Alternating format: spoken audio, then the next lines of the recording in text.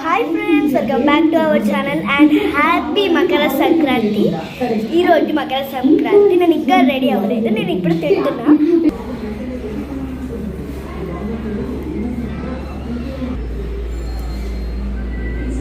So yes friends, ఇప్పుడే పూజ అయితే అయిపోయింది అనమాట. ఇప్పుడే కాదు, చాలాసేపు అయింది పూజ అయిపోయి. నేను ఇప్పుడే వచ్చి చూస్తున్నాను. ఓ అగరబత్తులు సాక్ష్యం, అగరబత్తులు కూడా అయిపోయినాయి అనమాట. అండ్ ఇక్కడ మా అమ్మ వంట చేస్తున్నారు. నేను ఇప్పటిదాకా మా అమ్మకి హెల్ప్ చేసి ఇప్పుడే ఇట్లా వెళ్ళి రెస్ట్ తీసుకున్నా. ఏం చేస్తున్నావు నాన్న? ఏం చేయట్లేదమ్మా. అందరికీ సంక్రాంతి శుభాకాంక్షలు, మకర సంక్రాంతి శుభాకాంక్షలు అందరికీ.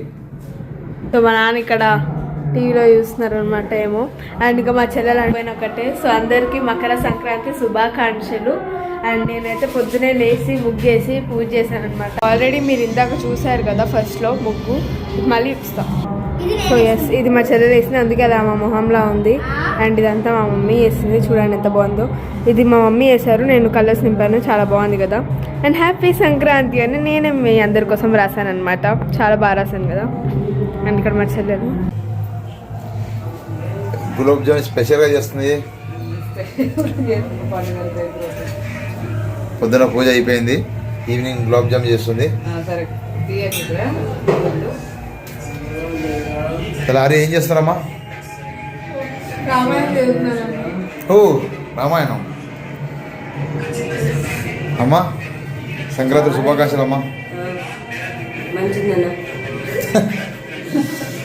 చూసారా ఐసు అమ్మ ఏం చేస్తున్నారు? అమ్మ ఏదో వీడియో చూపిస్తుంది ఐసుకి. సో ఫ్రెండ్స్ ఏంటంటే నాకు ఒకసారి బోర్ కొడుతుంది, సరదాగా మా చెల్లెల్ని లేదు రామాయణం చదువుతానమ్మా.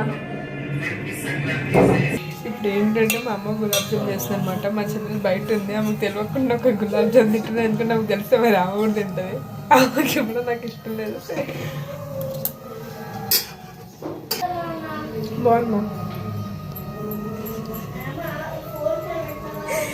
ఈ గులాబ్ జామ్? ఎక్కడవంటే మా అమ్మని అడుగు తెలుసుకున్నాం. అమ్మాయి గులాబ్ జామ్ ఎక్కడవమ్మా? నువ్వు గెలుచుకొచ్చినావు కదా.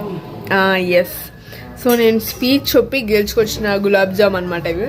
అంటే గులాబ్ జామ్ పౌడర్ ప్యాకెట్ ఇస్తే గులాబ్ జామ్ మా అమ్మ వేసింది. నానా నానా ఆ గులాబ్ జామ్ ఇప్పుడు అమ్మ వేసింది కదా, ఎక్కడివి చెప్పు? యా, గులాబ్ జామున్ ప్యాకెట్ ఉంది కదా మా కోడి, అది అక్క స్కూల్లో గెలిస్తే వాళ్ళు ఇచ్చింది. స్కూల్లో ఏదో చెప్పిందమ్మా, చెప్తే ఇచ్చారు. మీ మాట అర్థం, మీ బాబు చాలా కష్టాలను ఎదుర్కొన్నారు.